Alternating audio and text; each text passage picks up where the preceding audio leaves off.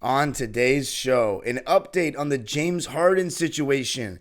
What's the latest with him trying to get traded to the Clippers? And I rewatched the Tuesday night preseason game, came away with some different thoughts.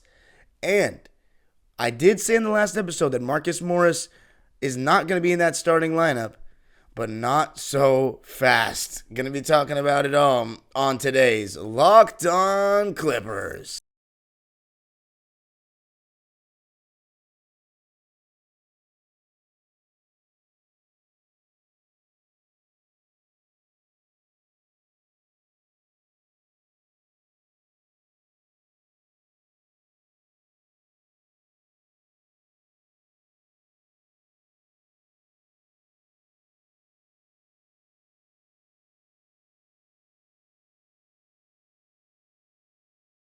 Yes, sir. You are locking in with the Clips. Thank you for making Locked On Clippers the first listen of your day, your team every day. I'm your host, Darian Vaziri, born and raised in LA and going into my 19th season as a Clipper fan this fall. You can also follow me on Twitter and Instagram at DimeDropperPod and subscribe to my own YouTube channel, Dime Dropper, for even more LA Clipper, LA Sports, and NBA content. And Locked On Clippers is free and available wherever you get your podcasts, including YouTube, where I want you to let me know what your thoughts are on the James Harden situation at this point. It's becoming entirely a distraction, in my opinion, to the beginning of the season for us. And part of me says get it done or don't sooner rather than later. But you guys know my stance is already, as I've already said so many times, is don't. But anyway, in this episode, I'm going to bring you the latest on James Harden. It feels like every day we're getting a report that doesn't really mean anything, but at the same time means something. And then I did rewatch the game as I promised I would to see if I noticed anything different on Tuesday. So I'll be talking about that a little bit, including something about Terance Mann that really kind of bothers me, but at the same time also makes me very thankful and happy. And then I did say on the last episode that the starting position, that fifth spot, was going to be definitely between Robert Covington, Nicholas Batum, and Terance Mann. But that actually remains to be seen, according to Ty Lue's comments post-game that I did not see when I recorded the Wednesday episode of this show. So let's get right into it with the James Harden stuff. Now, an article was released on Wednesday by Sam Amick of The Athletic, who seems to be the guy that's really reporting on a lot of the details of this whole James Harden Clippers saga. And again, the one guy that's holding up the negotiations, Terance Mann. The Sixers want a first-round pick, really two first-round picks, right? Matching salaries and Terance Mann. That's what they want. But Terance Mann is the holdup, as well as the second first-round pick. The Clippers don't want to trade either. They would be down to trade one of their pick swaps, but it doesn't seem like that's super satisfying for Daryl Morey. The Clippers have already said they're down to trade one of their unprotected first-round picks, according to all the articles.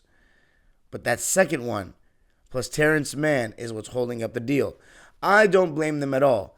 Now, a ton of people that are not Clipper fans, and even some that are Clipper fans, are saying that the Clippers are not serious by having Terance Mann, a player who only averaged 8-9 points a game last season, for James Harden. That's the reason that the trade is being held up.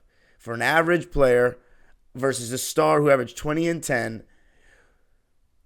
But the thing is, I think they're very, very much missing the point for several reasons. One, I've said this over and over again, but you need players like Terance Mann around stars to win a ring. Even if you bring your stars together, you want someone like Terance Mann around them. So let's say you trade Terance Mann for Harden. What the team is going to be missing is guys like Terance Mann. And the front office seems to understand that. That they know that Terance Mann is a championship role player. You need him around stars like Kawhi and Paul George.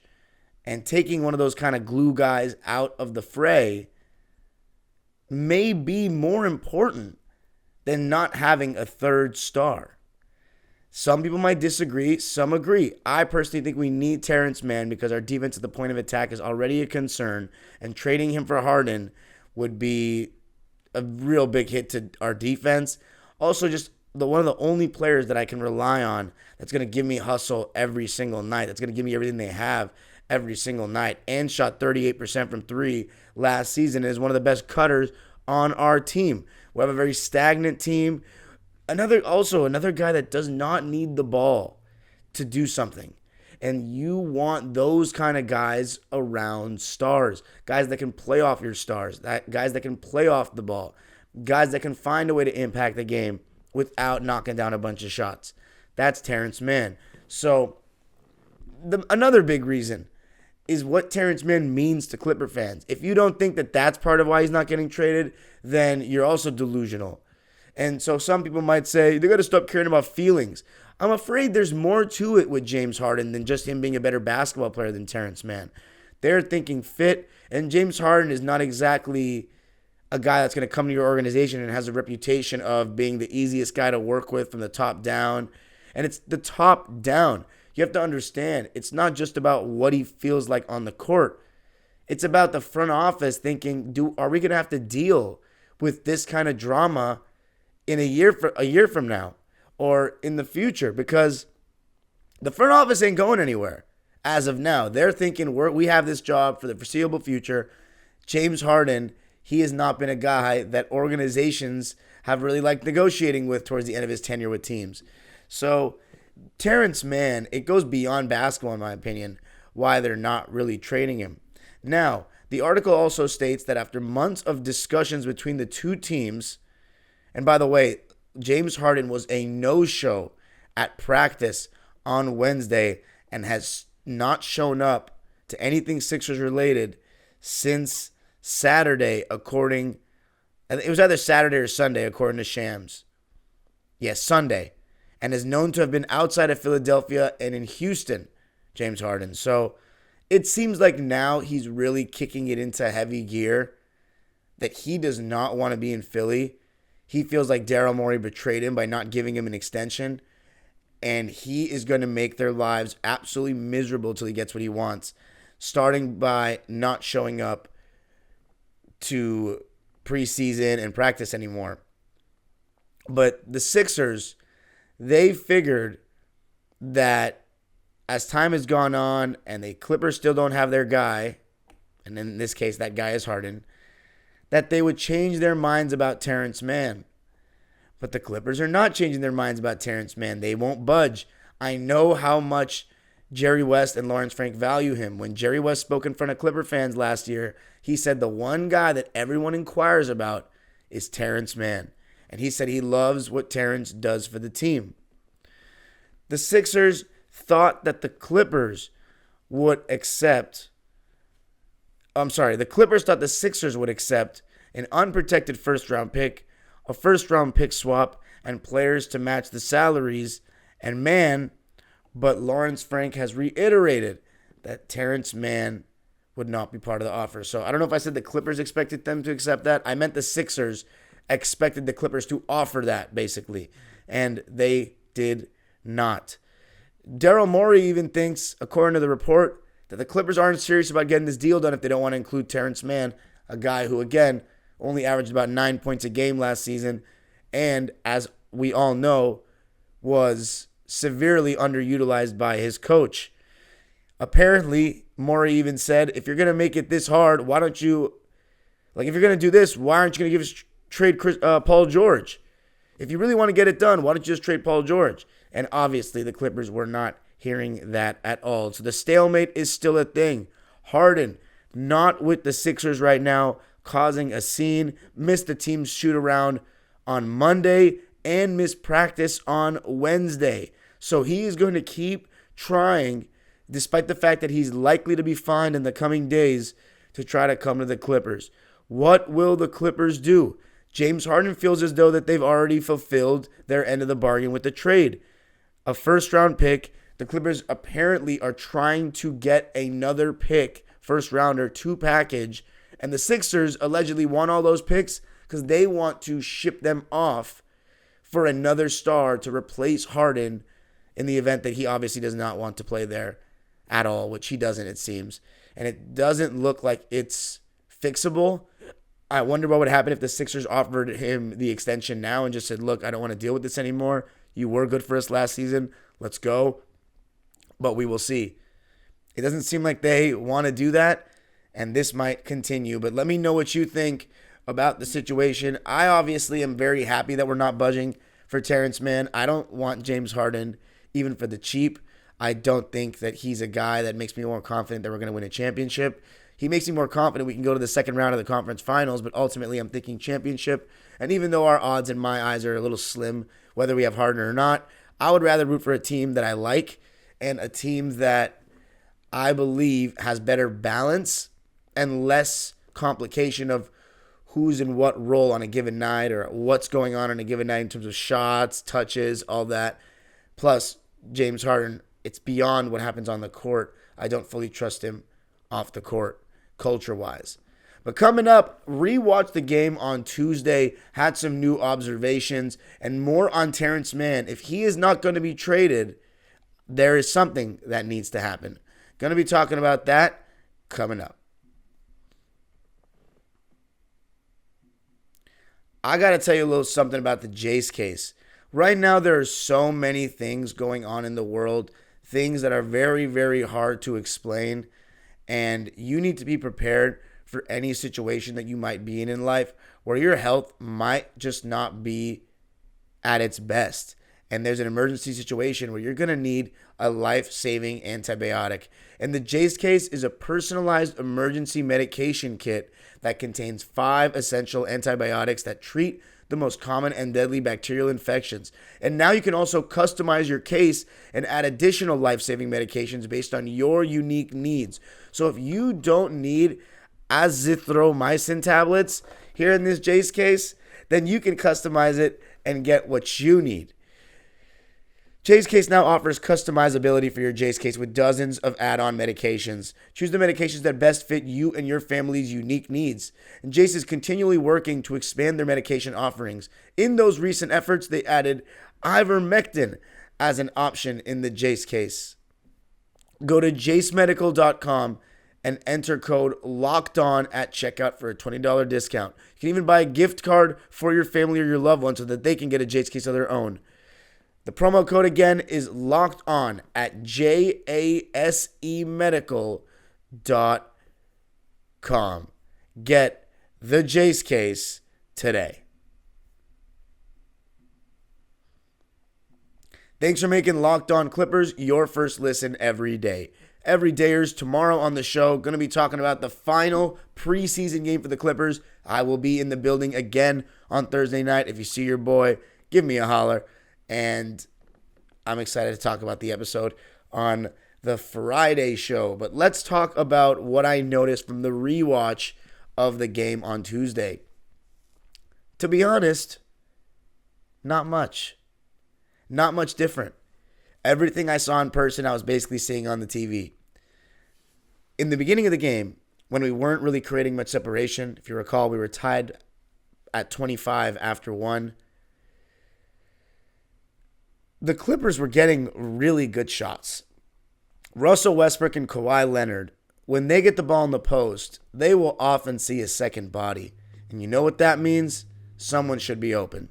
A lot of times it's going to be the low man coming to help, meaning the center. Because they're, naturally, if a guy is posting up, they're around the basket, the center will be the closest help defender. So a lot of times they'll try to rotate over a double. If you noticed on Tuesday, Zoo was doing a good job of flashing to the middle of the key when that was happening so he can get right into the line of vision of the post player, whether it be Russ or Kawhi, and then put up that little one-handed push shot. That has improved over the years and is going to continue to hopefully improve for Zoo. But he got a couple of points that way, and I liked seeing that. As I said, Kawhi was off to a cold start. Paul George, before he hit his flurry in the second quarter, was missing some open shots. And so nothing concerns me about our offensive execution or anything like that. There was a rough stretch, though, with Norman Powell, his lineup in the game. Remember, in the regular season, we're likely going to have Paul George or Kawhi in at all times. One of them will be in at all times. So there'll be no situation where Norman Powell, if they're both healthy, of course, where Norman Powell is the number one scorer, number one option in a lineup. I think Norman Powell is fine for that when we're extremely shorthanded, but normally I would like him being the second option in any lineup, at least, at the highest. And because the thing is, he really has tunnel vision. He does not look to pass a lot of times when he's trying to score, go to the basket, and as a result, he'll get himself into some trouble like he was getting into in this past game. A lot of jump passing and a couple of turnovers that, quite frankly, he needs to be better about going into the season. But Norm will be the second option in those lineups more often than not, with one of Paul George or Kawhi staying in the game, so I have no problem with that. Bones, Highland, he and Norm, like if they're your two best players in the lineup in terms of scoring and all the shot creations coming from them, because there was a lineup, right, where it was Rocco, Terance, those two, Bones and Norm, and I think Zubats. And in that lineup, I mean, of course I've said you want to dump the ball to Zoo, make him more of a go-to guy this season. But Robert Covington and Terance Mann, they're not guys that are going to create their own shot, and that's totally fine. Terance Mann sometimes, but it's not anything consistent. That's fine, though. You need guys that are not always going to do that as well. Norman Powell and Bones Highland can do it, but when they're staggered in the regular season, it'll be a lot more of a clean look. You'll get more of Norman Powell off the ball, working off the catch, and then occasional on ball, and then coming off curls, doing all that good stuff. So I'm not worried about what I saw in that regard. The defense was very solid, especially in the second quarter, but I will say I did notice there were still some moments of preseason effort. Guys not jumping to contest, guys not putting hands up. Mainly Nicholas Batum and Paul George in the starting lineup. A couple of miscommunications coming as a result of those two. Sometimes when the Nuggets would get an offensive rebound or there was a scramble, Paul George would kind of be in no man's land, not really getting to a body. Nico Batum, remember very early in the game, he was not sitting in a defensive stance, and Reggie Jackson just really, Olay defense as they call it, just drove by him and dunked. So Nicholas Batum, from all the things I saw on Tuesday, especially on the rewatch, he definitely should be coming off the bench. I think Robert Covington looks a lot more fresh, a lot more athletic, and Nico's just kind of at the end of his career. It's coming to an end for him. All great things must come to an end. And Nico has had a very solid career and a very solid Clipper career. And I want him to have another good year this season, but it'll be in a reserve role. Now, speaking of a guy who I don't want to be in a reserve role and probably shouldn't with the way we are holding on to him as if he is the savior of our team, which he was one night in June 2021. But Terance Mann, if the Clippers are really holding Terance Mann this highly in terms of how they view him value-wise and not trading him, having him be the holdup in a trade for what's going to turn you into a super team with higher expectations and probably a more potent offense with one of the best offensive players in the NBA, you better play him. You better play him the minutes that everyone's been asking him to play, 28 plus every single night. You should probably start him at this point. There's not going to be any excuse this season for Ty Lue to not play Terance Mann enough after all this. You are not just telling Clipper fans that you value him highly and Sixers fans. You are telling the entire world of basketball that you love Terance Mann so much, that you think he is that valuable, that you won't trade him for Harden. If you think that's the case, you better play him the minutes that he deserves. 28 plus. There's no excuse for it anymore. It's going to make Ty Lue look ridiculous if he doesn't. All I'm saying. Because if Terance Mann still doesn't get those minutes and he's still being used like last season after the Russ trade, then maybe we should trade for Harden. If we're not going to use him, that means we don't value our point of attack defense that much. That means we don't value having a cutter and an off-ball guy that much. So then we should trade him for Harden. We'll see. I'm hoping and I'm feeling like Ty Lue has learned the lesson of last season and is going to play him a good amount. But we shall see. But coming up, speaking of that fifth starter, I believed it was between Terance Mann, Rocco, and Nicholas Batum. But after the game, Ty Lue threw a little curveball at me. Going to be talking about what that was coming up. I got to tell you a little something about FanDuel. Snap into action this NFL season with FanDuel, America's #1 sportsbook, because right now new customers get $200 in bonus bets guaranteed when you place a $5 bet. That's $200 in bonus bets, win or lose. If you've been thinking about joining FanDuel, there's no better time to get in on the action. NBA season is set to start. The World Series is right around the corner. The app is super easy to use. There's a wide range of betting options, including spreads, player props, over-unders, and more. So visit FanDuel.com/lockedon and kick off the NFL season. FanDuel, official partner of the NFL. All right, so to end off, I was thrown for a little curveball when I saw one of the tweets from former guest on Locked On Clippers and Clipper beat writer Joey Lynn when someone apparently asked if the final starter is going to be between Rocco, Terance, and Nico, and the guy said not necessarily. So there's either two things going on here. Either one, he said not necessarily because of the possibility of James Harden being that fifth starter. That could be a thing. And when I say that, I don't mean that Ty Lue knows that we're getting Harden or something, but he clearly knows what's going on in the negotiations that are taking place, and he's leaving the possibility open that he's going to be James Harden's coach, in which case he would be the fifth starter. Then there's the other possibility, which is that Ty's just trolling because he doesn't want to give away his cards before the first game. What I'm curious of is on Thursday, because all indications, especially with Marcus not playing at all, indicate that it's going to be one of those three guys, Rocco, Nico, and Terance. He started each of the three in the first three preseason games, which makes me think, unless we get a curveball that Marcus Morris is starting on Thursday night, whoever starts on Thursday, that could very well be our starting lineup for the opening game against Portland next Wednesday. I will be very in tune. We are I believe it's not going to be any different in this game, 1/2 for Kawhi, Paul, and Russ. We are 1/2 away, knock on wood, of no injuries to getting Kawhi Leonard and Paul George to opening night healthy for the first time as starters in a Clipper uniform. We need that. I need nothing more than opening night to have Kawhi and Paul in the starting lineup for the first time, because they have never started a home opener together. But yeah, so I wouldn't take the whole not so fast thing too seriously. I was just saying it because I don't want to be giving you inaccurate information. If one thing was reported, and then after the game, he kind of said, no, not so sure. And I came on the show and said, it's guaranteed. I need to walk that back. So my mistake there. But I believe he's bluffing. I think one of those three are going to start. And I think you're seeing the indications of that in the preseason. But let me know what you thought of the episode. Let me know what you think of the latest with James Harden and how you feel about the whole situation. I asked fans at the arena, and I'm going to keep asking them how they feel about getting him. And most are against it. But there were some that said if it's for the right price, they're down. Let me know what you think. You can follow me on Twitter and Instagram at DimeDropperPod. Subscribe to my own YouTube channel, Dime Dropper, for even more LA Clipper, NBA, and LA sports content.